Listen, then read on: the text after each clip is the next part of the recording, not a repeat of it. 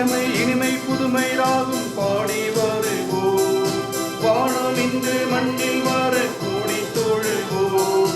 இளமை இனிமை புதுமை ராகும் பாடி வருவோம். வானம் இன்று மண்ணில் வர கூடி தொழுவோம். உலகம் யாவும் ஒன்று, உயிர்கள் யாவும் ஒன்று, இயேசுவில் அனைவரும் சங்கமிப்போம்.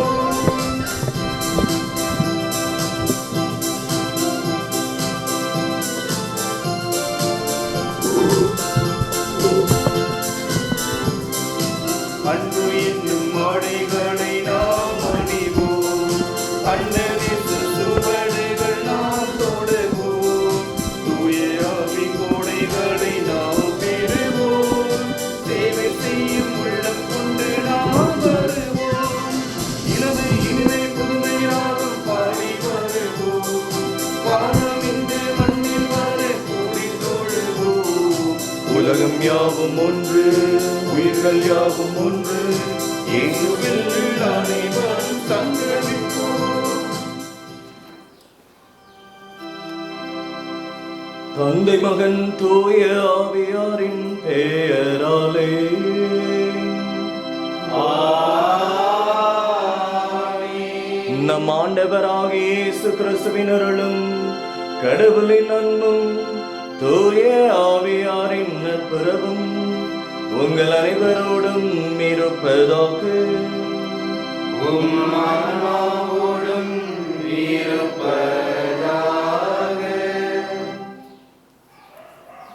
இயேசுவில் பிரியமான சகோதர சகோதரிகளே, இறை ஆட்சியானது இந்த மண்ணிலே மலர வேண்டும், கடவுளுடைய அரசு இந்த மண்ணிலே கட்டப்பட வேண்டும் என்று இதோ தன்னுடைய ஒரே மகனை இயேசுவை இந்த உலகிற்கு தந்தையாகிய கடவுள் அனுப்பினார். அந்த இறையாட்சியானது வளர்ந்து இப்பொழுது விருட்சமாக ஆலமரத்தை போன்று எல்லா நாடுகளிலும் உலகிலும் பரவி இதோ நம்முடைய திருச்சபையானது வளர்ந்து இறையாட்சியை இதோ கட்டி எழுப்பிக் கொண்டிருக்கின்றது. தூய ஆவியார் அதற்கு வலுவூட்டி கொண்டிருக்கின்றார், உயிரோட்டம் அளிக்கின்றார். அதற்கு நாமும் மீட்பின் கருவிகளாக செயல்பட வேண்டும் என்று சொல்லி இன்றைய வாசகங்கள் நமக்கு அழைப்பு விடுக்கின்றன. ஆக அந்த இறையாட்சிக்கு எதிராக நாம் செயல்பட்டிருந்தால், நம்முடைய பாவ செயல்களால் கடவுளை மனநோக செய்திருந்தால், இறையாட்சியின் விழுமியங்களை நாம் வாழ்வாக்காமல் இதோ ஏனோ தானோ என்று வாழ்ந்து கொண்டிருந்தால் கண்களை மூடுவோம்.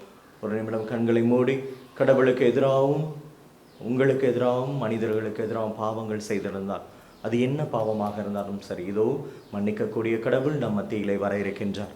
அவரிடம் நம்முடைய பாவங்களை அறிக்கையிடுவோம்.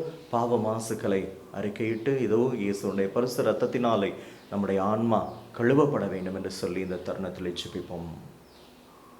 இயலாமல்ல இறைவனிடமும் சகோதர சகோதரிகளே உங்களிடமும் நான் பாவியை ஏற்றுக்கொள்கிறேன். ஏனெனில் என் சிந்தனையாலும் சொல்லாலும் செயலாலும் கடமை தவறியதாலும் பாவங்கள் பல செய்தேன். என் பாவமே என் பாவமே என் பெரும் பாவமே.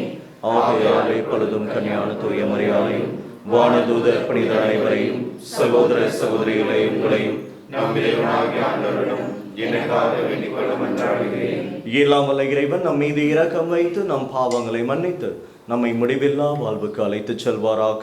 ஆமென்.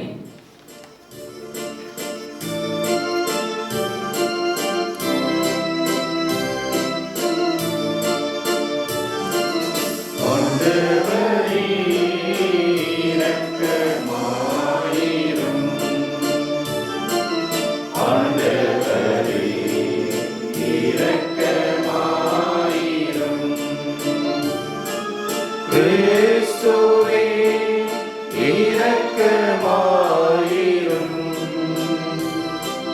கிறிஸ்துவே இரக்கமாயிரும். ஆண்டவரே இரக்கமாயிரும். ஆண்டவரே இரக்கமாயிரும்.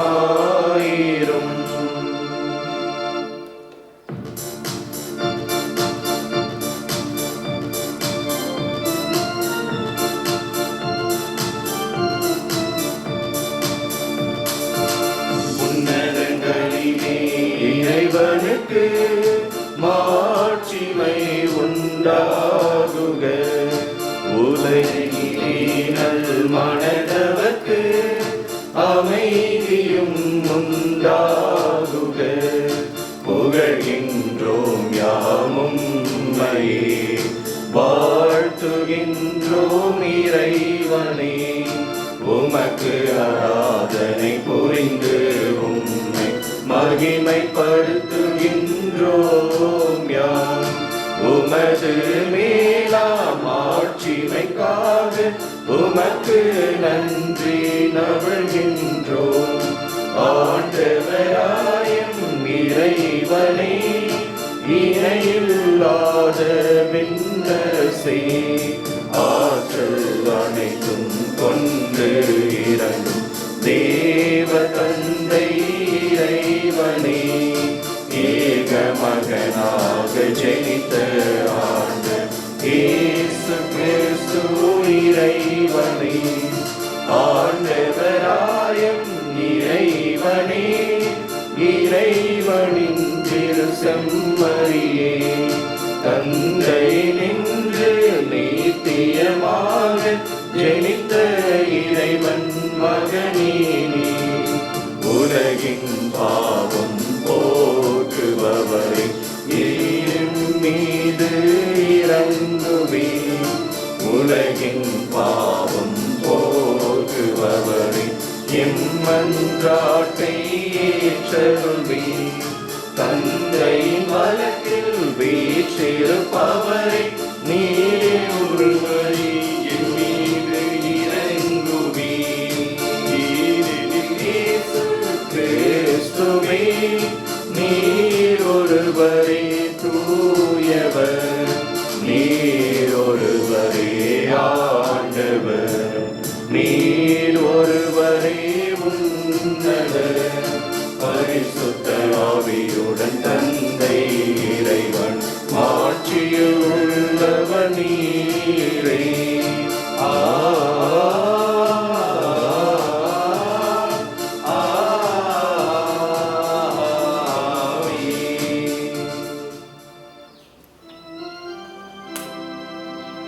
மன்றாடுவோமாக. இறைவா, உம்மீது நோக்கி இருப்போரின் ஆற்றலானவரே, உம்மால் அன்றி வலுவற்றை எங்களால் ஒன்றும் செய்ய இயலாது. எனவே உம் கட்டளைகளை நிறைவேற்றி எங்கள் விருப்பத்தாலும் செயலாலும் வாக்கு வந்தவர்களாயிட உமது அருளுதவியை கனிவுடன் எங்களுக்கு என்றும் அளிப்பீராக.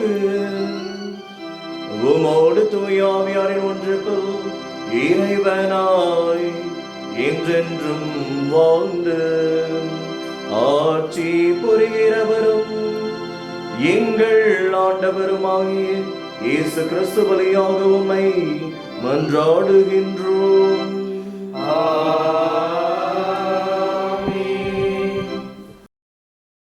முதல் வாசகம். இறைவாக்கினர் எசேக்கியேல் நூலிலிருந்து வாசகம். தலைவராகிய ஆண்டவர் கூறுவது இதுவே: உயர்ந்த கேதுரு மரத்தின் நுனிக்கிளை ஒன்றை எடுத்து நான் நடுவேன். இளங்கொழுந்து ஒன்றை அதன் நுனி கொப்புகளிலிருந்து கொய்து ஓங்கிய உயர்ந்ததொரு மலை மேல் நான் நடுவேன். இஸ்ரேலின் மலையுச்சியில் நான் அதை நடுவேன். அது கிளைத்து கனி தந்து சிறந்த கேதுரு மரமாக திகழும். அனைத்து வகை பறவைகளும் அதனை தன் உறவிடமாக கொள்ளும். அதன் கிளைகளின் நிழல்களில் அவை வந்து தங்கும். ஆண்டவராகிய நான் ஓங்கிய மரத்தை தாழ்த்தி தாழ்ந்த மரத்தை ஓங்க செய்துள்ளேன் என்றும், பசுமையான மரத்தை உலரச் செய்து உலர்ந்த மரத்தை தழைக்கச் செய்துள்ளேன் என்றும் அப்பொழுது வயல்வெளி மரங்கள் எல்லாம் அறிந்து கொள்ளும்.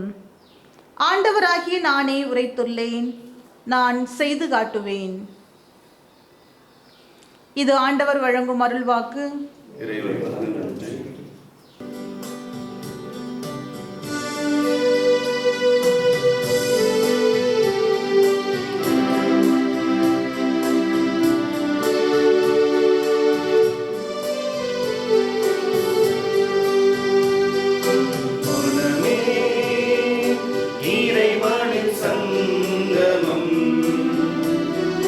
மனிதம் உறவினில் சங்கமம்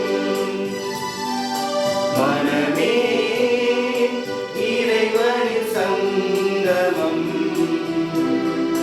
மனிதம் உறவின் சங்கமம்,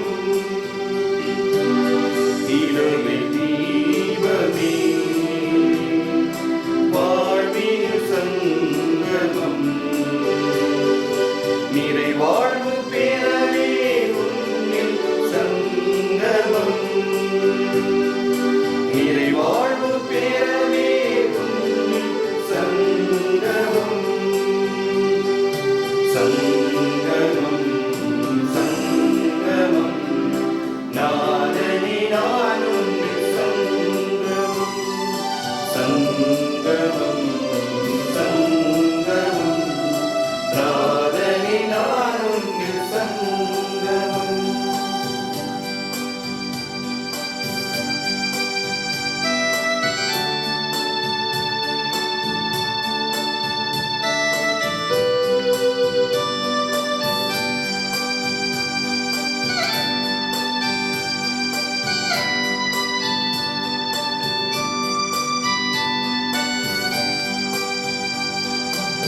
கடல்களே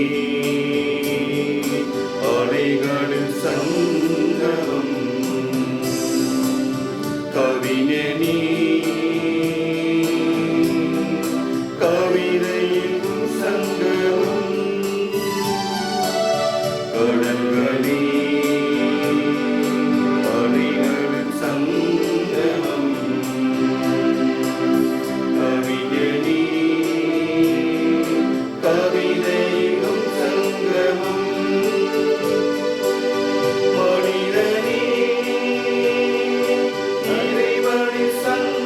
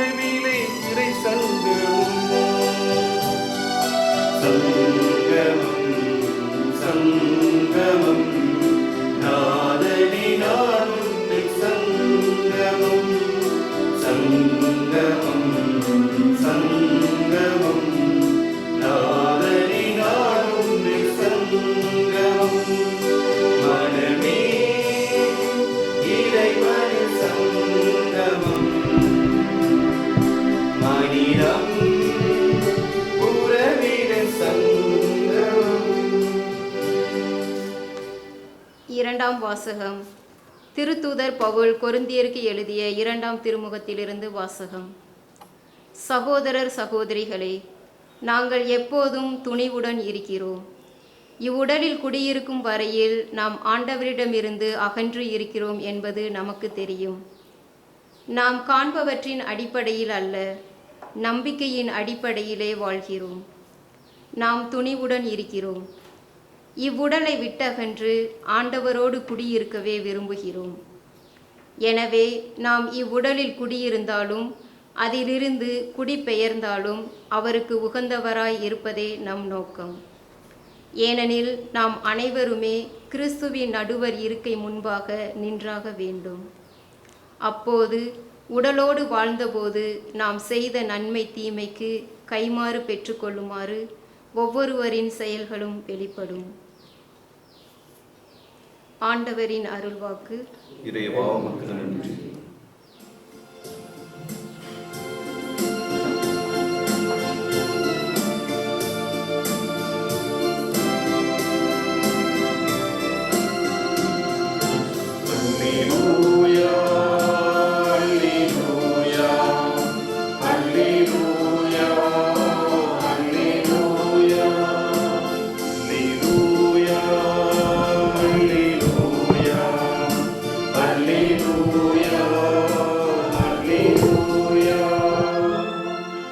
இறைவாக்கு வித்தாகும். கிறிஸ்துவை விதைப்பவர் அவரை கண்டடைகின்றவர் என்றென்றும் நிலைத்திருப்பான். அல்லேலூயா அல்லேலூயா அல்லேலூயா அல்லேலூயா அல்லேலூயா. ஆண்டவர் உங்களோடு இருப்பாராக. உம் ஆன்மாவோடும் இருப்பாராக. புனித மார்க்கு எழுதிய நற்செய்தியிலிருந்து வாசகம். ஆண்டவரே, மாட்சி உமக்கே. அக்காலத்தில் இயேசு மக்கள் கூட்டத்தை நோக்கி கூறியது, இறையாட்சியை பின்வரும் நிகழ்ச்சிக்கு ஒப்பிடலாம். நிலத்தில் ஒருவர் விதைக்கிறார். அவர் எதுவும் செய்யாமலே நாட்கள் நகர்ந்து செல்கின்றன. அவருக்கு தெரியாமல் விதை முளைத்து வளர்கிறது. முதலில் தளிர், பின்பு கதிர், அதன் பின் கதிர் நிறைய தானியம் என்று நிலம் தானாகவே விளைச்சலை அளிக்கிறது. பயிர் விளைந்ததும் அவர் அறிவாளோடு புறப்படுகிறார், ஏனெனில் அறுவடை காலம் வந்துவிட்டது என்று கூறினார். மேலும் அவர் இறையாட்சியை எதற்கு ஒப்பிடலாம், அல்லது எந்த உவமையால் அதை எடுத்து சொல்லலாம்? அது கடுகு விதைக்கு ஒப்பாகும். அது நிலத்தில் விதைக்கப்படும் பொழுது உலகில் உள்ள எல்லா விதைகளையும் விட சிறியது. அது விதைக்கப்பட்ட பின் முளைத்தெழுந்து எல்லா செடிகளையும் விட பெரிதாகி வானத்து பறவைகள் அதன் நிழலில் தங்கக்கூடிய அளவுக்கு பெருங்கிளைகள் விடும் என்று கூறினார். அவர்களது கேட்டறியும் திறமைக்கு ஏற்ப அவர் இத்தகைய பல உவமைகளால் இறைவார்த்தையை அவர்களுக்கு எடுத்துரைத்து வந்தார். உவமைகள் இன்றி அவர் அவர்களோடு பேசவில்லை. ஆனால் தனிமையாக இருந்தபோது தம் சீடருக்கு அனைத்தையும் விளக்கிச் சொன்னார். இது ஆண்டவரின் அருள்வாக்கு. கிறிஸ்துவே உமக்கு புகழ். இயேசுவில் பிரியமான சகோதர சகோதரிகளே, விளையும் பயிர் முளையிலே தெரியும் என்று சொல்வார்கள். அதுதான் மனிதனுடைய இயல்பு. அது மனிதனுடைய கருத்து என்று சொல்ல வேண்டும் என்றால், அதாவது விளைகிற பயிர் முளையிலே தெரியும். அது முளைச்சி வரும் பொழுதே அது எப்படிப்பட்ட பயிராக, அது நோஞ்சானாவா, இல்லை செத்து போகுமா, இல்லை நல்லா வளர்ந்து விளைச்சலை கொடுக்குமா என்று தொடக்கத்திலே நம்ம அறிந்து கொள்ள முடியும் என்று. இதுதான் மனித தத்துவம்.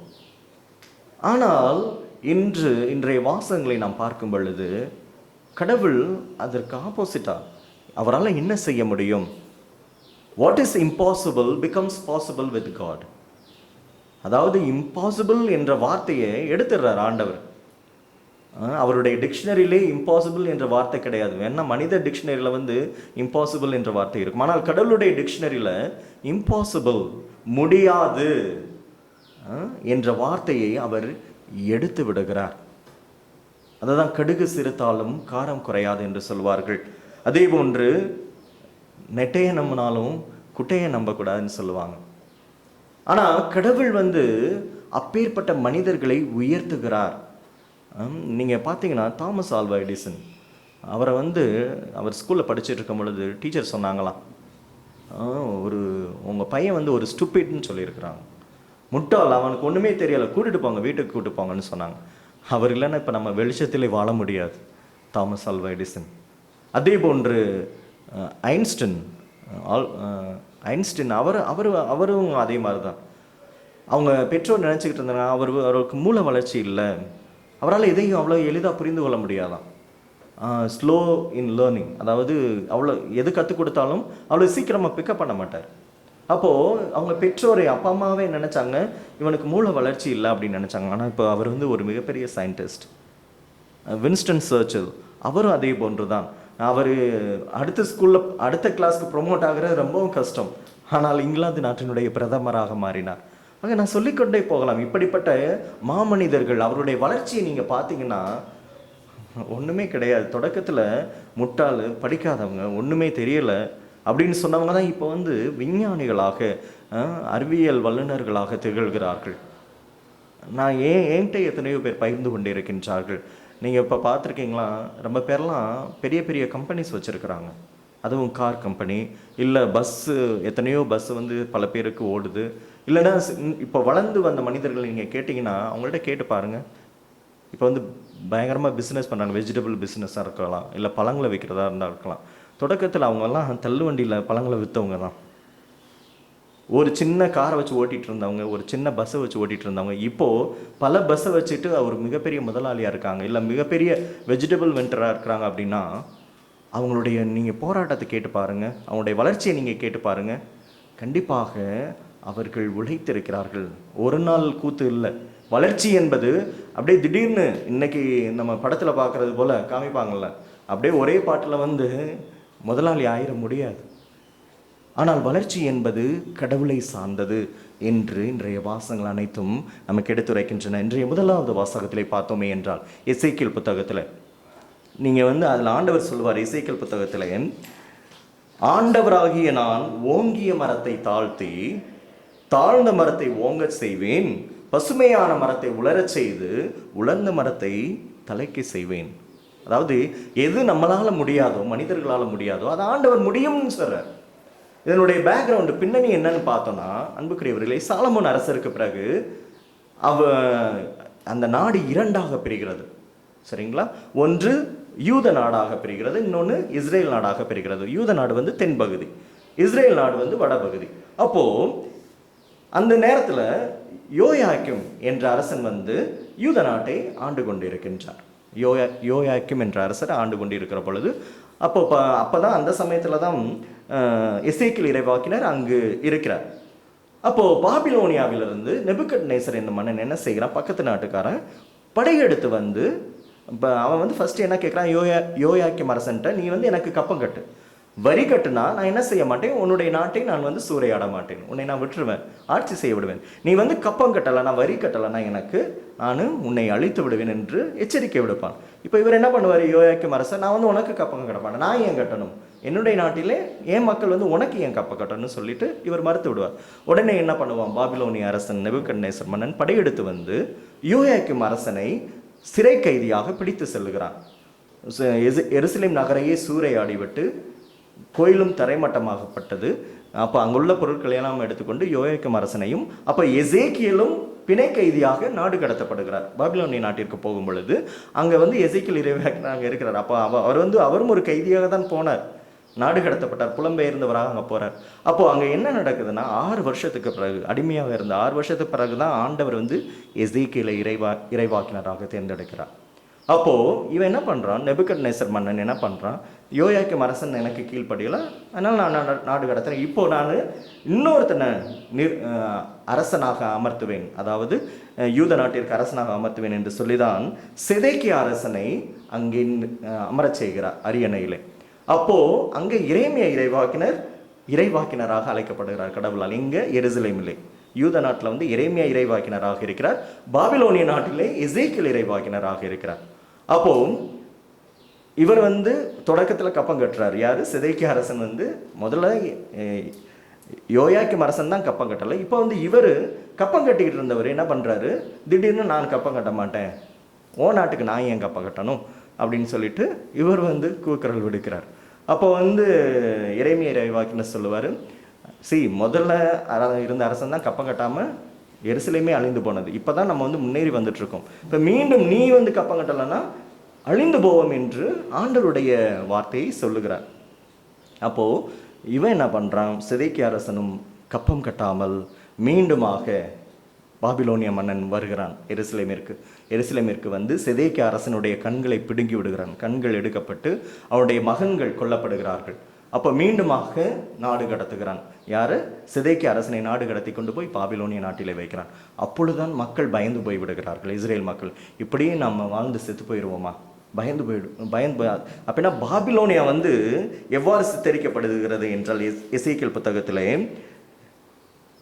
கேதுரு மரமாக சித்தரிக்கப்படுகிறது. அப்படின்னா வளர்ச்சியுற்ற நாடாக, செழுமையாக இருந்த நாடாக எது சித்தரிக்கப்படுகிறது? பாபிலோனிய நாடு சித்தரிக்கப்படுகிறது. அப்போ ஆண்டவர் சொல்றாரு, எசேக்கியேல் இறைவாக்கினர்கிட்ட சொல்றாரு, நீ போய் சொல்லு அந்த மக்கள்கிட்ட, நான் வந்து ஓங்கிய மரத்தை தாழ்த்துவேன், தாழ்ந்த மரத்தை ஓங்கி வளரச் செய்வேன், பசுமையான மரத்தை உலரச் செய்வேன், உலர்ந்த மரத்தை நான் என்ன செய்வேன், பசுமையாக்குவேன். அப்படின்னா இங்கே பசுமையாக இருந்தது எது? ஓங்கி வளர்ந்த மரம் எது? பாபிலோனியா. தாழ்ந்த மரம் எது? யூத நாடு, எருசலேம். அப்போ ஆண்டவர் சொல்றாரு, நான் அவங்கள அடிச்சு உட்கார வச்சுட்டு உங்களை நான் உயர்த்தி கேதுரு மரத்தை போல் வளர செய்வேன் என்று சொல்லுகிறார். இதைத்தான் எசேக்கியேல் இறைவாக்கினர் போய் அங்கே அறிவுறுத்துகிறார். ஆக நீங்க பார்த்தீங்கன்னா இயேசுனுடைய காலத்துல, இயேசு எப்பொழுது வந்தாரோ அந்த காலத்திலே பாபிலோனியா என்ற நாடு ஒன்று இல்லாமல் போனது. ஆண்டவர் சொன்னது நிறைவேறியது. நீங்க நினைச்சிட்டு இருக்கீங்க அவங்க தான் உயர்ந்தவங்க, நம்ம வந்து தாழ்ந்தவங்க, நம்ம இப்படியே வாழ்ந்து செத்து போயிடுவோம், நம்ம நாடே அழிஞ்சு போயிடும் யூத நாடு அப்படின்னு நீங்க பயப்பட வேணாம். அந்த நாடே நம்ம மேப்ல இல்லாம நான் அழிச்சிருவேன் அப்படின்னு ஆண்டவர் சொல்றார். அதை நிறைவேற்றினார். பாபிலோனிய நாடு ஒன்று இல்லாமல் போனது. கடைசியாக இன்றும் எருசலேம் நமக்கு விண்ணக எருசலேமாக கத்தோலிக்க கிறிஸ்தவர்களுக்கு இருந்து கொண்டே இருக்கின்றது. ஆக ஆண்டவர் சொன்ன வாக்கை நிறைவேற்றினார். ஆண்டவரால் இயலாதது ஒன்றுமில்லை, அவரால் கூடும், எல்லாம் கூடும். What is impossible becomes possible with God. அதைத்தான் இன்னைக்கு ஆண்டவர் சொல்லுகிறார். இன்றைய நற்செய்தியிலே பார்க்கும் பொழுது இதற்கும் நற்செய்திக்கும் நிறைய ஒற்றுமைகள் உண்டு. ஆண்டவர் வந்து 2 உவமைகளை கூறுகிறார். முதலாவது, விதையானது விதைக்கப்படுகிறது, கோதுமை மணியானது மண்ணில் விதைக்கப்படும் பொழுது அது என்ன செய்கிறது? விவசாயி விதைச்சிடான். நீங்கள் பார்த்துருப்பீங்க. குறிப்பாக சில பேருக்கெல்லாம் விவசாயத்தை பற்றி நாலேஜ் இல்லை. அவங்கள கூட்டு போய், இந்த சிட்டியில் வாழ்ந்தவங்களாம் நம்ம ஊருக்கு கூட்டு போய் விட்டால் தான் தெரியுது, மக்காச்சோளம்னா என்னன்னு தெரியல, வெண்டைக்காய் செடி எதுன்னு தெரியல, இல்லைங்களா? ஆனால் அட்லீஸ்ட் நம்ம வீடுகளில் வந்து இந்த கிறிஸ்மஸ் டைமில் கிரிப்புக்காக வேண்டி என்ன பண்ணுவாங்க, சில பேர் விதையெல்லாம் போட்டு வளர வைப்பாங்க. அப்போது சில பேர் பார்த்துக்கிட்டே இருப்போம், வளர்ந்துருச்சா, காலையில் போய் பார்ப்போம், சாயந்தரம் பார்ப்போம், மறாத நாள் பார்ப்போம், அப்படியே அது வளர்ந்துருச்சா அப்படின்னு பார்த்துக்கிட்டே இருப்போம். அது உண்மைதான், நம்முடைய அனுபவம் அது. அப்போது அது வளருகிறது, நம்ம விதையை விதைச்சிடும், கொஞ்சம் தண்ணி தெளிக்கிறோம், அவ்வளோதான். மீதி உள்ளதை யார் செய்கிறது? வளர செய்வது யார்? அந்த ஸ்ட்ரென்த்து எங்கேருந்து கிடைக்குது? நம்ம என்னைக்காவது யோசித்துருக்குறோமா? அந்த வளர்ச்சி எங்கேருந்து வருகிறது? யார் வளர செய்கிறது? அது தன்னால் வளர்ந்ததா? அந்த சக்தி எங்கேருந்து கிடைக்குது? That is from God. அது கடவுள் கொடுக்கிறார். அந்த வளர்ச்சியை கடவுள் கொடுக்கிறார். அதைத்தான் இன்றைய வாசகங்கள் நமக்கு சுட்டி காண்பிக்கின்றன. அதாவது விதையானது விதைக்கப்படுகிறது, விவசாயிக்கு தெரியல, ஆனால் அது இரவும் பகலுமாக வளர்ந்து ஒரு நாள் கனி கொடுக்கிறது. அதுபோன்றுதான் இறை ஆட்சியும். கடவுளுடைய ஆட்சி என்பது, கடவுளுடைய அரசு என்பது, கடவுளுடைய அதிகாரம் என்பது அதே போன்றுதான். கடவுள் வந்து நீங்க என்ன நினைச்சிட்டு இருக்கிறீங்க? நான் சொன்னேன், அதான் சில பேருடைய திறமை நம்மளுக்கு தெரியாது, நமக்குள்ள இருக்கிற திறமை தெரியாது, அதை நம்ம வளர செய்யணும். ஆண்டவர் வளர்ச்சியை கொடுப்பார். அதற்கு நான் என்ன செய்ய வேண்டும்? அடிப்படை அட்லீஸ்ட் அடிப்படை என்ன கொடுக்கணுமோ, நான் என்ன செய்யணுமோ அதை செஞ்சா. இப்போ ஆண்டவர் இறையாட்சியை ஒரு சிறிய விதைக்கு ஒப்பிடுகிறார். அதே போன்று கடுகு விதை நம்ம நினச்சிருக்கோம், நம்ம யூஸ் பண்ணுற கடுகு கிடையாது. இஸ்ரேல் நாட்டில் கடுகு என்பது ஒரு விதை, இன்னொரு மரத்தினுடைய அதை பார்த்தா இருக்கிற விதைகளே சின்ன விதை தான். ஆனால் அது போட்ட மண்ணில் அது முளைத்து 12-15 அடி வரைக்கும் வளருமாம் அந்த மரம். அதில் பறவைகள் தங்கும் என்று ஆண்டவர் சொல்லுகிறார். ஆக இறையாட்சி என்பது தொடக்கத்தில் எப்படி ஆரம்பிக்கப்பட்டது? இயேசுவும் 12 சீடர்கள் எங்கே? கலிலேய நாட்டில், யூத நாட்டில் எங்கேயோ ஒரு மூலையில் ஒரு 12 பேரை வச்சுக்கிட்டு ஆண்டவர் சுற்றி தெரிஞ்சார். நம்ம முன்னோர்களுக்கு தெரிஞ்சிருக்குமா இயேசு யார், அந்த 12 பேர் யாருன்னு? இவங்க கடுகு விதையை போன்றவர்கள். புரிஞ்சுதுங்களா? இயேசுவும் 12 சீடர்களும் கடுகு விதையை போன்றவர்கள். அவங்க ஏதோ ஒரு மூலையில் ஆண்டவர் நற்செய்தி அறிவித்தார், இறையாட்சியை ஆரம்பித்து விட்டார். நம்மெல்லாம் நினச்சிக்கிட்டு இருக்கோம், ஏன் யூதர்களுமே நினைச்சாங்களே இறையாட்சி என்பது, பரிசேயர்களுக்கு இறையாட்சி என்பது மோய்சன் கட்டளைகளை கடைபிடிப்பது மட்டும்தான். அவங்களுக்கு தெரியாது இறையாட்சினாலே மோய்சனுடைய கட்டளை, அதை நம்ம கடைபிடிச்சோம்னா நம்ம ஆண்டவர்கிட்ட போயிடுவோம் அப்படின்னு நினச்சிட்டு இருந்தாங்க. அதே போன்று ஜெலட்ஸ் என்ற ஒரு குரூப் இருந்தது யூதர்கள் மத்தியிலே, தீவிரவாதிகள் என்று அழைக்கப்பட்ட ஒரு குரூப். அவங்க என்ன செஞ்சுருக்கிறாங்கன்னா, இவங்க ஆண்டவர் வருவார், என்ன பண்ணுவார், அவங்களாம் நினச்சிட்டு இருந்தது இந்த உலக அதிகாரம், அரசாங்கத்தை எதிர்பார்த்தாங்க. படை வீரர்களை வச்சுட்டு ஆண்டவர் ஒரு அரசரை நிறுவுவார். அந்த அரசர் இந்த ரோமியர்கள்லாம் அடித்து துரத்திட்டு நம்மளை ஆட்சியில் அமர்த்துவார்னு சொல்லி ஒரு யூத குரூப், அதான் ஜெலட்ஸ் என்று சொல்வார்கள், தீவிரவாத குரூப், அது செயல்பட்டு கொண்டிருந்தது. அவர்களுக்கு இறையாட்சினா என்ன, ஆண்டவர் ஒரு அரசரை அமர்த்துவார், அவர் நம்மளை வழி நடத்துவார் அப்படின்னு நினச்சிட்டு இருந்தாங்க. இன்னொரு குரூப் இருந்தது, எஸ்ஸின்ஸ்ன்னு சொல்லுவாங்க. அதுவும் ஒரு யூத துறவிகள் ஒரு குரூப். அவங்க என்ன நினச்சிட்டு இருந்தாங்க, அவங்க இல்லை இந்த உலகம் பொல்லாதது அப்படின்னு சொல்லிட்டு சமூகத்தெல்லாம் விட்டுட்டு போய் பாலைவனத்தில் தங்கியிருந்தாங்க. கும்ரான் கம்யூனிட்டி என்று சொல்வார்கள். கும்ரான் என்ற இடத்திலும் டெட் சி இந்த பகுதியில் போயிட்டு அவங்க வாழ்ந்து கொண்டிருந்தார்கள். அப்போ அவங்க எல்லாம் யாரை எதிர்பார்த்துட்டு இருந்தா, உலக முடிவுக்காக காத்து கொண்டிருந்த குரூப். அவங்களுக்கு இறையாட்சின்னு என்ன, உலகம் முடியும், அப்போ ஆண்டவர் வருவார். ஆனால் ஆண்டவர் சொல்கிறாரு, இறையாட்சி என்பது மோட்சத்தை மட்டும் குறிக்கல, இந்த மண்ணகத்திலே கட்டப்பட வேண்டும். மோட்சம் அங்கே இல்லை, இங்கே இருக்கு. நம்ம இங்கே வாழணும். அந்த மோட்சத்திற்குரிய வாழ்க்கையை இங்கு வாழும் பொழுது அந்த இறையாட்சியானது நமக்கு மறு உலகிலும் கொடுக்கப்படும். அதுதான் அந்த இறையாட்சியை கட்டி எழுப்புவதற்காக தான் ஆண்டவர் இந்த மண்ணுலகிற்கு வந்தார். இறையாட்சி என்பது ஆண்டவருடைய அதிகாரம், அவருடைய செயல்கள் எல்லாம் இங்கே நடக்க வேண்டும். அன்பு, அமைதி, சமத்துவம், சகோதரத்துவம், உண்மை எல்லாமே இங்கே நம்ம நம்மளே நடக்கும் பொழுது, நம்ம அதை ப்ராக்டிஸ் பண்ணும் பொழுது இறையாட்சி இங்கே செயல்படுகிறது. கடவுளுடைய விண்ணகம் இங்கே நம்மளையாக செயல்பட்டு கொண்டிருக்கின்றது. ஆக ஆண்டவரையும் அந்த 12 சீடர்கள் கடுகு விதை போன்று இருந்தவர்கள் தான் இப்போ அந்த விசுவாசம், கத்தோலிக்க விசுவாசம், ஆண்டோடைய இறையாட்சி இப்போ எங்கே இருக்கு?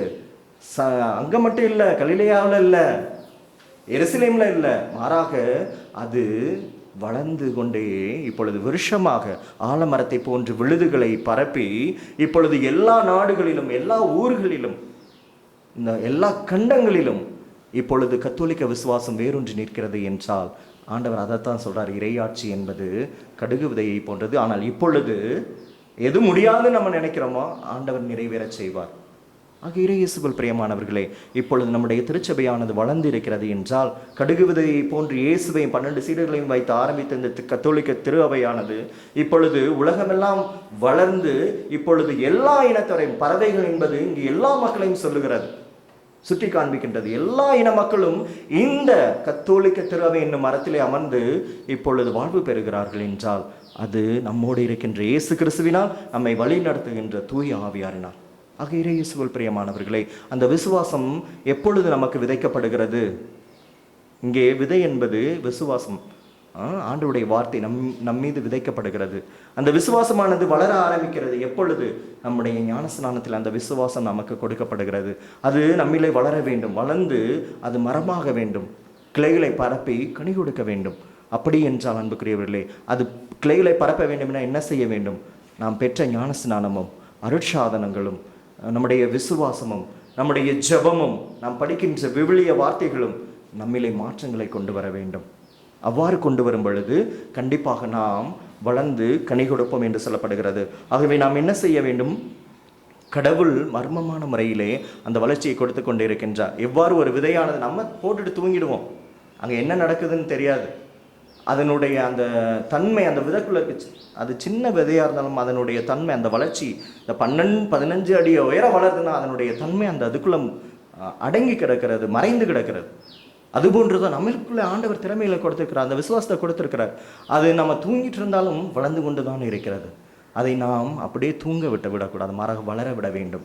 ஆண்டவர் மர்மமான முறையிலே நம்முடைய வாழ்விலை செயல்பட்டு கொண்டு தான் இருக்கிறார். ஆக இறையேசுவில் பிரியமானவர்களை, இறையாட்சி வளர்வதற்கு நாம் என்ன செய்ய வேண்டும்? உறுதுணையாக இருக்க வேண்டும். அப்படி என்றால் ஆண்டவர் உன்னையும் என்னையும் தேர்ந்தெடுத்திருக்கிறார், அந்த விசுவாசத்தை கொடுத்திருக்கிறார் என்றால் அந்த விசுவாசத்திற்கு எதிராக செயல்படக்கூடாது. தூய ஆவியாருக்கு எதிராக செய்கிற பாவம், அதாவது தூய ஆவியாருக்கு எதிராக செய்கிற பாவம் மன்னிக்கப்படாது என்று ஆண்டவர் சொல்லுகிறார். அந்த தூய ஆவியாருக்கு எதிராக செய்கிற பாவம் எது? விசுவாசம். உன்னுடைய விசுவாசத்திற்கு எதிராக இயேசுவை நீ மறுதலித்த உன்னுடைய வாழ்விலே அதுதான் தூய ஆவியாருக்கு எதிராக செயல்படுகிற பாவம். ஆக நாம் எந்த ஒரு தருணத்திலும் ஆண்டவர் நம் மீது விதைத்த விசுவாசத்தை விட்டுவிடக்கூடாது. நாம் அதற்கு என்ன செய்ய வேண்டும்? தொடர்ந்து ஆண்டவருக்கு பிரமாணிக்கமாக இருந்து இறையாட்சியின் விழுமியங்களை வாழ்வாக்க வேண்டும், நம்மளை வளர்க்க வேண்டும். அதே போன்று எந்த நேரத்திலும் சோர்ந்து போகக்கூடாது. ஐயோ இப்படி நடந்துருமோ, நம்ம இப்படியே செத்துருவோமோ, இப்படியே வாழாமல் போயிடுவோமோ, நம்முடைய திறமைகள்லாம் இப்படியே போயிடுமோ, பயப்படக்கூடாது. அப்படின்னு பார்த்தீங்கன்னா அன்புக்குரியவர்களே, நிலத்தை பார்த்து, அதாவது நிலம் வந்து அந்த என்ன சொல்லுவாங்க, கலப்பையை பார்த்து அழுதால் அங்கே விளைச்சலை காண முடியுமா? பாறையானது அந்த உளியை பார்த்து, உடைக்கிற உளியை பார்த்து அழுதால் அங்கே ஒரு சிற்பம் கிடைக்குமா? கிடைக்காது, இல்லைங்களா? கண்ணீர் விட்டு ஐயோ என்னை குத்தி கிழிக்கிறாங்களேன்னு நிலம் அழுதுச்சுன்னா அங்கே விதையை போட்டு விளைவிக்க முடியுமா? முடியாது. ஆக நம்ம பல நேரங்களில் பயந்து போயிடும், ஐயோ நடக்காதோ. இப்போல்லாம் வளர்ந்துருக்கிற, நான் சொன்ன தொடக்கத்தில் முதலாளிகள் கம்பெனியில் உள்ளவங்களெல்லாம் கேட்டு பாருங்கள், அவங்க கஷ்டப்படாமலாம் முன்னேறவில்லை அன்புக்குரியவர்கள். ஆக அப்படின்னா நம்ம என்ன பண்ணணும்? பயப்படக்கூடாது, சோர்ந்து போகக்கூடாது. வளர்ச்சி என்பது ஒரு நாளில் வந்துடாது. உடனே நான் பணக்காரன் ஆகணும், முதலாளி ஆகணும்னா முடியாது. அந்த வளர்ச்சி ஆண்டவர் சொல்கிறார், அது ஸ்லோவாக தான் நடக்கும். அதுக்காக வேண்டி நீ என்ன சொல்கிறது, சோர்ந்து போய் நீ உன்னையே குழி தோண்டி புதைத்து கொள்ளாதே. மாறாக நீ உன்னிடம் அந்த வளர்ச்சி ஆண்டவர் கொடுத்திருக்கிறார், அந்த திறமையை கொடுத்துக்கிறார். அதை வச்சு நீ பெரிய ஆளாகணும் என்று ஆண்டவர் சொல்கிறார். ஆக அன்புக்குரியவர்களே, ஆண்டவரால் முடியாதது எதுவும் இல்லை. ஆண்டவர் எவ்வாறு இறையாட்சி இம்மண்ணிலே வளர செய்திருக்கிறாரோ, தொடக்கத்தில் எல்லாரும் பயந்து போயிருந்தாங்க, கிறிஸ்தவம் அப்படியே அழிஞ்சு போகுமோ. ஏன்னா தொடக்கத்தில் கிறிஸ்தவங்களை எத்தனை பேர் கொன்னாங்க, இயேசுவை பின்பற்றியவர்களை அடிச்சு கொண்டாங்க, வேத கலாபனை நடந்தது. கொலோசியத்தில் அந்த இதில் நடுவில் விட்டுட்டு மிருகங்களை விட்டு கிறிஸ்தவர்களே அப்படி என்ன சொல்லுவாங்க, மிருகங்களை பட்டினி போட்டு மனிதர்களை உள்ளே விட்டுட்டு சாப்பிட விடுவாங்களாம். அப்படின்னா நம்மலாம் இப்போவும் இந்தியாவிலே எத்தனை இடங்களிலே நம்முடைய விசுவாசத்திற்கு எதிராக வேத கலாபனை நடந்து கொண்டே இருக்கின்ற எத்தனை கிறிஸ்தவர்கள் கொல்லப்படுகிறார்கள் நம்முடைய விசுவாசத்திற்காக. ஆனால் அன்புக்குரியவர்களே, நம்மளை அழிக்க முடியாது. ஏனென்றால் செயல்படுபவர் தூய ஆவியார், நம்மை வழி நடத்துபவர் தூய ஆவியார். இந்த மரம் வளரும், இந்த விதை வளரும், வளர்ந்து இன்னமும் நம்ம செத்து போயிடலாம். எத்தனையோ பேர் கிறிஸ்தவத்தை அழிக்க முயல்கிறார்கள், ஆனால் அழிக்க முடியாது அன்புக்குரியவர்கள். ஏனென்றால் ஆண்டவர் சொல்லுகிறார், அந்த வளர்ச்சியை நான் கொடுக்கிறேன், மனிதர்களால் ஒன்றும் செய்ய முடியாது. ஆக கிறிஸ்துவ மதத்தை யாராலும் அழைக்க முடியாது, அது கடவுள் செயல்பட்டு கொண்டிருக்கின்றார். ஆக அதை உணர்ந்தவர்களாக நாம் கடவுளுக்கு பிரமாணிக்கமுள்ள மக்களாக வாழ முயற்சிப்போம். கடவுள் உங்களை ஆசிர்வதிப்பாராக. ஆமென். எழுந்து நின்று விசுவாசத்தை அறிக்கையிடுவோம். விண்ணையும் மண்ணையும் படைத்தவரா கடவுள் ஒருவர் இருக்கின்றார். தந்தை மகன் தூய ஆவியாராய் ஒன்றாய் வாழ்வோரை நம்புகிறேன். தூய ஆவியின் வல்லமையால் இறைமகன் நமக்காய் மனிதரானார். கன்னிமரியிடம் பிறந்தவராம் இயேசுவை உறுதியாய் நம்புகிறேன். பிலாத்துவின் ஆட்சியில் பாடுபட்டார், சிலுவிலிருந்து அடக்கப்பட்டார், 3ஆம் நாளில் விழுத்தெழுந்தார், இறப்பின் மீதே வெற்றி கொண்டார், விண்ணகம் வாழும் தந்தையிடம் அரியணை கொண்டு இருக்கின்றார். உலகம் முடியும் காலத்திலே நடுவராய் திரும்பவும் வருகிறார். தூய ஆவியாரை நம்புகிறேன். பாலில் அவர் துணை வேண்டுகிறேன். பாவ மன்னிப்பில் தூய்மை பெற்று பரிகார வாழ்வில் இருக்கிறேன். திரு அவை உரைப்பதை நம்புகிறேன். புனிதர்கள் உறவை நம்புகிறேன். உடலின் உயிர்ப்பை நிலை வாழ்வை உறுதியுடனே நம்புகிறேன். ஆமென். இறையேசுவில் பிரியமானவர்களே, இதோ ஆண்டவர் இறையாட்சி மண்ணிலே வளர செய்து கொண்டிருக்கின்றார். நாம் அதற்கு கருவிகளாக செயல்பட வேண்டும் என்று அழைக்கிறார். ஆக நாம் கருவிகளாக செயல்பட வேண்டும் என்றால் அவருடைய ஆசீர் தேவை. கண்களை மூடி இந்த தருணத்திலே நம்முடைய விண்ணப்பங்களையும் மன்றாட்டுகளையும் ஆண்டவரிடம் சமர்ப்பிப்போம். நம்முடைய பதில்: ஆண்டவரே எங்கள் மன்றாட்டை கேட்டருளும். ஆண்டவரே எங்கள் மன்றாட்டை கேட்டருளும். வாழ்வளிக்கும் வல்லலே இறைவா, உமது திருமகன் அழைப்பை ஏற்று உமது திருச்சபை ஆளும் திருத்தந்தை பிரான்சிஸ், ஆயர்கள், குருக்கள், பொதுநிலையினர் தம் அழைப்பிற்கு ஏற்ப நற்செய்தி தூதர்களாக அவர்கள் வலம் வந்து கிறிஸ்துவின் சாட்சிகளாக வாழ வரவேண்டி இறைவா உம்மை மன்றாடுகின்றோம்.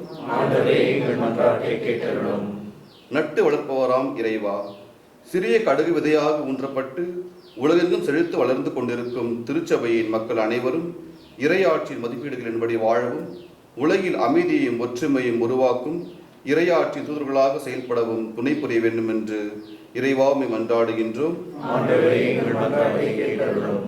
உற்ற துணைவராம் இறைவா, நிலையற்ற எங்கள் உடலுக்காக பல்வேறு துன்பங்களை அனுபவிக்கும் நாங்கள் நிலையான உலகில் வாழ தேவையான நன்மைகளை செய்து உமது நீதி தீர்ப்பின் தண்டனைக்கு ஆளாகாதபடிவாறு உதவி புரிய வேண்டும் என்று உம்மை மன்றாடுகின்றோம்.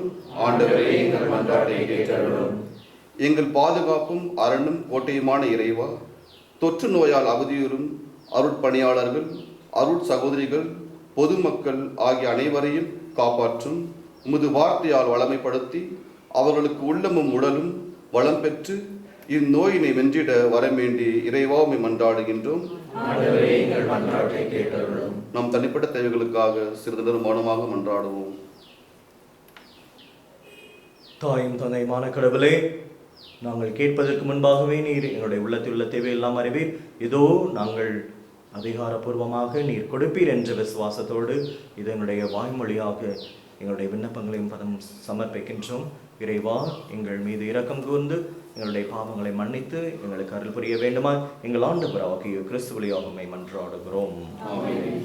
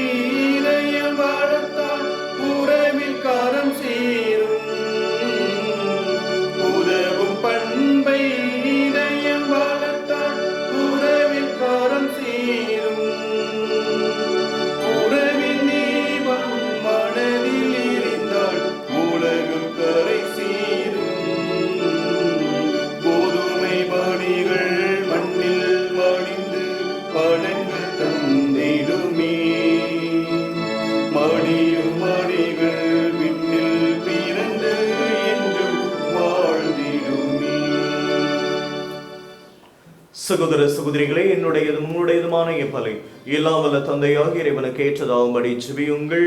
ஆண்டவர் தமது பெயரின் புகழ்ச்சிக்காகவும் ஆட்சிக்காகவும் நமது நன்மைக்காகவும் புனித திரு அவை அனைத்து நலனுக்காகவும் உமது கையிலிருந்த இப்பலி ஏற்றுக்கொள்வாராக.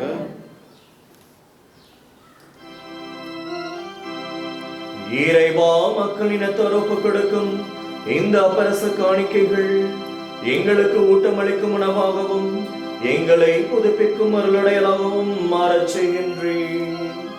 இதனால் இவற்றின் அருள் உதவி எங்கள் உடலுக்கும் மனதுக்கும் என்றும் கைவுபடாமல் கிடைக்க அருள் புரிவீராக. எங்கள் ஆண்டவராகிய கிறிஸ்து வழியாக உம்மை மன்றாடுகின்றோம். ஆண்டவர் உங்களோடு இருப்பாராக. உம் ஆன்மாவோடும் இருப்பாராக. இதயங்களை மேலே எழுப்புங்கள். ஆண்டவரிடம் எழுப்பியுள்ளோம். நம் இறைவனாகிய ஆண்டவருக்கு நன்றி கூறுவோம். அது தகுதியும் நீதியும் ஆனது. ஆண்டவரே, தூயவரான தந்தையே, என்றுமுள்ள எல்லாம் வல்ல இறைவா, என்னாலும் இவ்விடத்திலும் நாங்கள் உமக்கு நன்றி செலுத்துவது மெய்யாகவே தகுதியும் நீதியும் ஆகும். எங்கள் கடமையும் மீட்புக்குரிய செயலுமாகும். உமது நன்மை மிகுதியால் எங்கள் ஆண்டவராகிய கிறிஸ்து வழியாக நீர் மனிதராகிய எங்களை படைத்தீர். நாங்கள் நீதியின் படி தண்டனைக்கு உரியவராயினும் உமது இரக்க மிகுதியினால் எங்களை மீட்டருளினீர். அவர் வழியாகவே உமது மாண்பை வானதுதர நிகழ்ப்புகள்கின்றனர். தலைமை தாங்கு வறுமை வழிபடுகின்றனர். அதிகாரம் செலுத்துவரும் திருமணடங்குகின்றனர். வானங்களும் அவற்றில் உள்ள ஆற்றல்களும் செராஃபீன்களும் ஒன்று கூடி அக்களித்துக் கொண்டாடுகின்றனர். அவர்களோடு எங்கள் குரலையும் சேர்த்துக் கொள்ளுமாறு நாங்கள் உம்மை தாழ்மையுடன் இறைஞ்சி புகழ்ந்து பாடுவதாவது.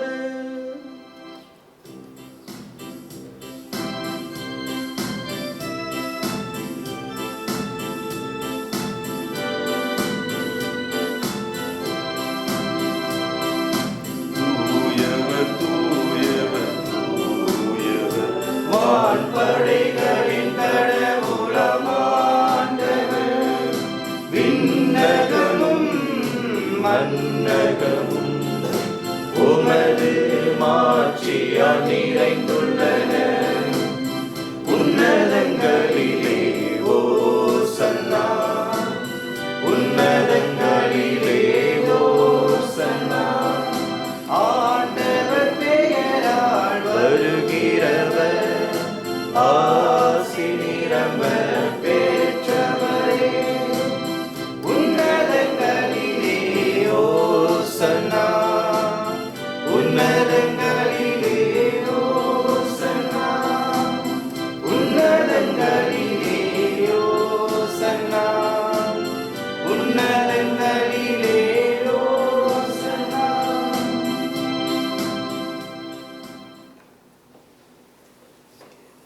ஆண்டவரே, நீர் மெய்யாகவே தூயவர், தூய்மை அனைத்திற்கும் ஊற்று. ஆகவே உம்முடைய தூய ஆவியை பொழிந்து இக்காணிக்கைகளை புனிதப்படுத்த வேண்டும் என உம்மை வேண்டுகிறோம். இவ்வாறு எங்கள் ஆண்டவர் இயேசு கிறிஸ்துவின் திரு உடலும் திரு இரத்தமுமாக எங்களுக்கு இவை மாறுவனவாக. அவர் பாடுபட உளம் கனிந்து தம்மை கையளித்த போது அப்பத்தை எடுத்து நன்று செலுத்தி அதை பிட்டு தம் சீடர்களுக்கு அளித்தவர் கூறியதாவது: அனைவரும் இதிலிருந்து பெற்று உண்ணுங்கள், ஏனெனில் இது உங்களுக்காக கையளிக்கப்படும் என் உடல்.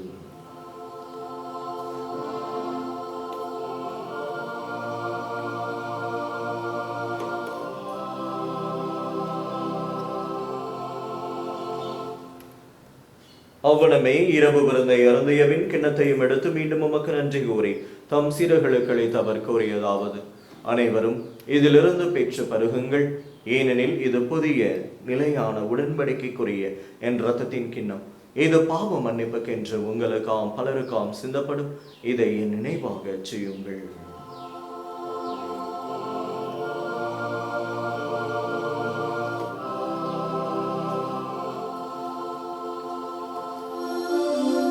நம்பிக்கையின் மறை பொருள். ஆண்டவரே, நீர் வருவளவும் உமது இறப்பினை அறிக்கையிடுகின்றோம், உமது உயிர்ப்பினை எடுத்துரைக்கின்றோம். ஆகவே ஆண்டவரே, நாங்கள் கிறிஸ்துவின் இறப்பினையும் உயிர்ப்பினை நினைவு கூர்ந்து வாழ்வு தரும் அப்பத்தை மீட்பளிக்கும் கிண்ணத்தை உமக்கு ஒப்புக் கொடுக்கின்றோம். உம் திருமணின் உமக்கு ஊழியம் புரிய தகுந்த விளையங்களை ஏற்றுக்கொண்டேன். எனவே உமக்கு நன்றி செலுத்துகின்றோம். மேலும் கிறிஸ்துவின் உடலிலும் இரத்தத்திலும் பங்கு கொள்ளும் எங்களை தூய ஆவியார் ஒன்று சேர்க்க வேண்டும் என உம்மை தாழ்மையுடன் மன்றாடுகிறோம். ஆண்டவரே, உலகெங்கும் பரவி இருக்கும் அது திரு அவையை நினைவு கூர்ந்தருளும். எங்கள் திருத்தந்தை பிரான்சிஸ், எங்கள் பேராய பீட்டர், எல்லா திருநிலையினராய் அனைவரோடும் முது திரு அவை அன்பில் நிறைவு பெறச் செய்தருளும். தந்தையை உயிர்த்தலும் எதிர்நோக்குடன் துயில் கொள்ளும் எங்கள் சகோதர சகோதரிகளையும் இறந்தோர் அனைவரையும் இரக்கத்துடன் நினைவு கூர்ந்து மது திருமுக ஒளியினுள் ஏற்றருளும். எங்கள் அனைவர் மீதும் இரக்கமாயிரும். கடவுளின் கன்னித்தாயான புனித மரியா, அவருடைய அன்பு கணவரான புனித யோசேப்பு, புனித திருத்தூதர்கள், இவ்வுலகில் மோக்கு வந்தவராயிருந்தோர் புனித அந்தோனியர் ஆகிய புனிதர் அனைவருடனும் நாங்கள் நிலைவாழ்வில் பங்கு கொள்ளும் தகுதி பெற்று உம் திருமகன் இயேசு கிறிஸ்து வழியாக உம்மை புகழ்ந்தேத்தும் வரமருள உம்மை மன்றாடுகிறோம்.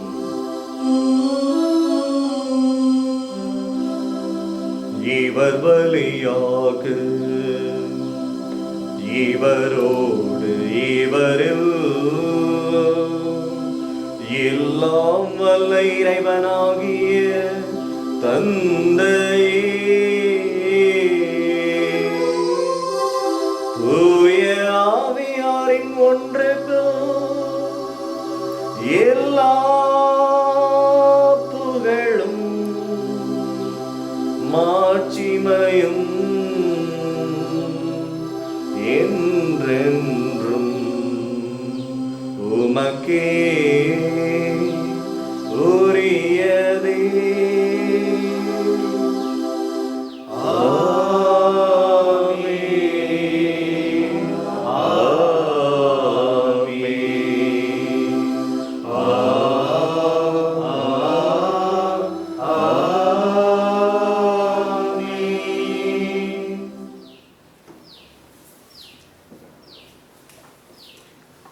மீட்பரின் கட்டளையால் கற்பிக்கப்பட்டு இறை படிப்பினையால் பயிற்சி பெற்ற நாம் அனைவருமே கரங்களை விரித்து விண்ணக தந்தையை நோக்கி ஜெபிப்போம். விண்ணுலகில் இருக்கின்ற எங்கள் தந்தையே, உமது பெயர் தூயதென போற்ற பெறுக. உமது ஆட்சி வருக. உமது திருவுள்ளம் விண்ணுலகில் நிறைவேறுவது போல மண்ணுலகிலும் நிறைவேறுக. எங்கள் அன்றாட உணவை இன்று எங்களுக்கு தாரும். எங்களுக்கு எதிராக குற்றம் செய்வோரை நாங்கள் மன்னிப்பது போல எங்கள் குற்றங்களை மன்னியும். எங்களை சோதனைக்கு உட்படுத்தாதையும் தீமையிலிருந்து எங்களை விடுவித்தருளும். ஆண்டவரே, தீமை அனைத்திலுமிருந்து எங்களை விடுவித்து எங்கள் வாழ்நாளில் அமைதியை கனிவுடன் அருளுமை மன்றாடுகின்றோம்.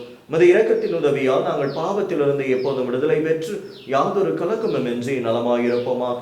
நாங்கள் எதிர்நோக்கி இருக்கும் பேரின்பத்துக்காகவும் எம்மீட்பராகிய இயேசு கிறிஸ்துவின் வருகைக்காகவும் காத்திருக்கின்றோம்.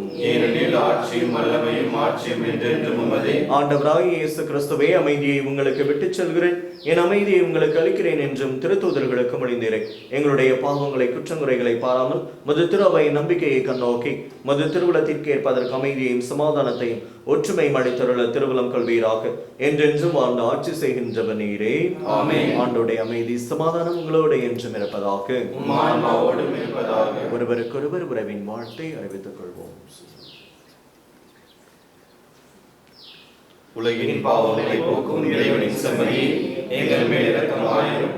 உலகின் பாவங்களை போக்கும் இறைவனின் செம்மறியே, எங்கள் மேல் இரக்கமாயிரும். உலகின் பாவங்களை போக்கும் இறைவனின் செம்மறியே, எங்களுக்கு அமைதியை அளித்தருளும். இதோ இறைவனின் செம்மறி, இவரை உலகின் பாவங்களை போக்குகின்றவர். இறை ஆட்சியை கட்டி எழுப்புவதிலே பங்காளிகளாக இதோ சீடர்களாக சீடத்திகளாக வாழ வேண்டும் என்று ஆண்டவர் அழைக்கிறார். செம்மறியின் விருந்துக்கு அழைக்க பெற்றவர் பேறு பெற்றோர். ஆண்டவரே, என்னிடத்தில் திரும்பி வர நான் தகுதியற்றவன். ஆனால் ஒரு வார்த்தை மட்டும் சொல்லியருளும், எனது ஆன்மா நலமடையும். கிறிஸ்துவின் திருவுடலும் இரத்தமும் நம்மை காத்து நமக்கு முடிவில்லா வாழ்வளிப்பதாக. ஆமென்.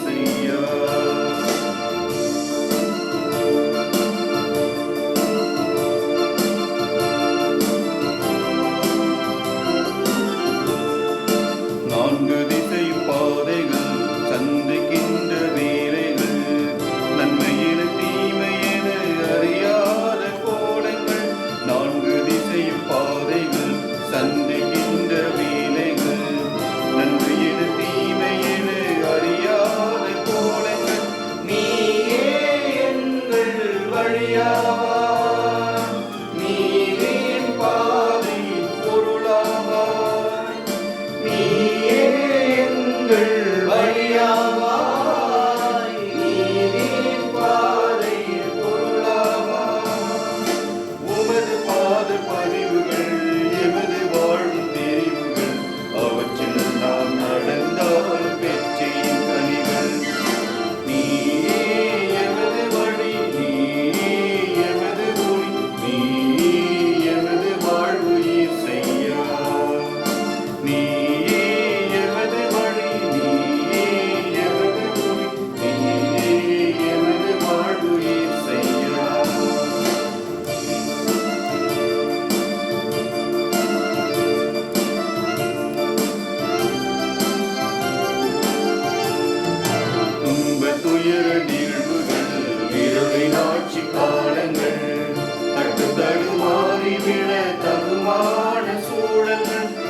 துன்ப துயர நிகழ்வுகள் இருளின் ஆட்சி காலங்கள் தட்டு தடுமாறி விழ தகுமான சூழல்கள் நீயே எங்கள் வழியாவாய் நீதியின் பாதை சுடராவாய் நீயே எங்கள் வழியாவாய் நீதியின் பாதையின் சுடராவாய் உம்மை நாங்கள் போற்றிட பொய்மை எங்கும் போக்கிட உண்மையின் நிறைவாவும் அதருள் தாரும் நீயே எமது ஒளி நீயே எமது ஒளி நீயே எமது வாழ்வு இசையா நீயே எமது ஒளி நீயே எமது ஒளி நீயே எமது வாழ்வு இசையா. மன்றாடுவோமாக. ஆண்டவரே, நாங்கள் உட்கொண்ட மது திருவுணவு நம்பிக்கையாளர் மேல் ஒன்றித்திருப்பதை குறித்து காட்டுகின்றது. அதுபோல மது திரு அவையிலும் ஒற்றுமையை அது விளைவிப்பதாக எங்கள் ஆண்டவராகிய கிறிஸ்து வழியாக உமை மன்றாடுகின்றோம். ஆண்டவர் உங்களோடு இருப்பாராக. உம் ஆன்மாவோடும் இருப்பாராக. எல்லாம் வல்ல இறைவன் தந்தை மகன் தூய ஆவியார் உங்கள் அனைவரையும் ஆசீர்வதிப்பாராக. இயேசுவின் அன்பிலும் இடைவிடா சகாய அன்னையின் அந்தோணியாரின் பரிந்துரையிலுமான சென்று வாருங்கள். திருவிருந்து நிறைவு பெற்றது. இறைவனுக்கு நன்றி.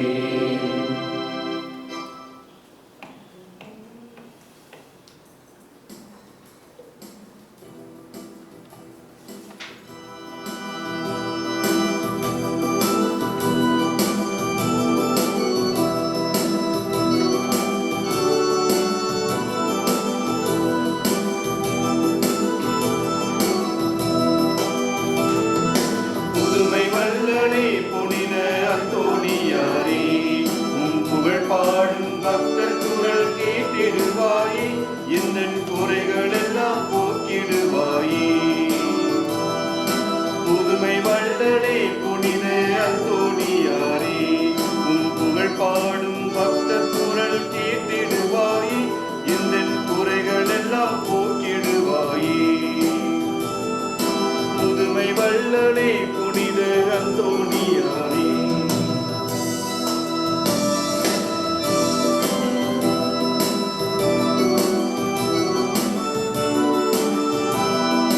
ஐயா உன் ஆலயம் அருள் வீண்டி வந்தோம், அருள் வீசும் திருமுகத்தை கண் குளிர கண்டோம். ஐயா உன் ஆலயம் அருள் வீண்டி வந்தோம், அருள் வீசும் திருமுகத்தை கண் குளிர கண்டோம். பாடும் எங்கள் நெஞ்சமே உம்மிடமே தஞ்சமே. பாடும் எங்கள் நெஞ்சமே உம்மிடமே தஞ்சமே. தேடுமுள்ள அமைதிதனை தந்திடுவாய் ஐயனி, தேடுமுள்ள அமைதிதனை தந்திடுவாய் ஐயனி. புதுமை வல்லனே புனித அந்தோணியாரே, உன் புகழ் பாடும் பக்த குரல் கேட்டிடுவாயே, இந்த குறைகள் எல்லாம் போக்கிடுவாயே. புதுமை வல்லனே புனித அந்தோணியாரே.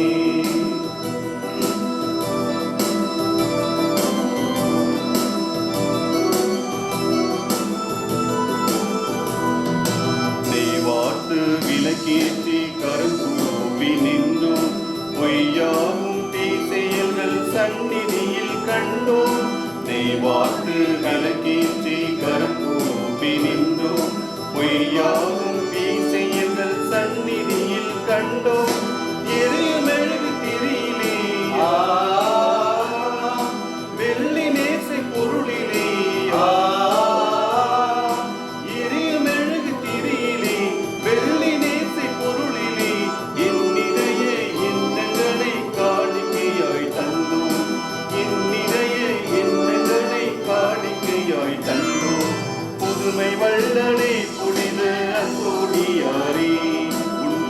பாடும் பக்தர் குரல் கேட்டு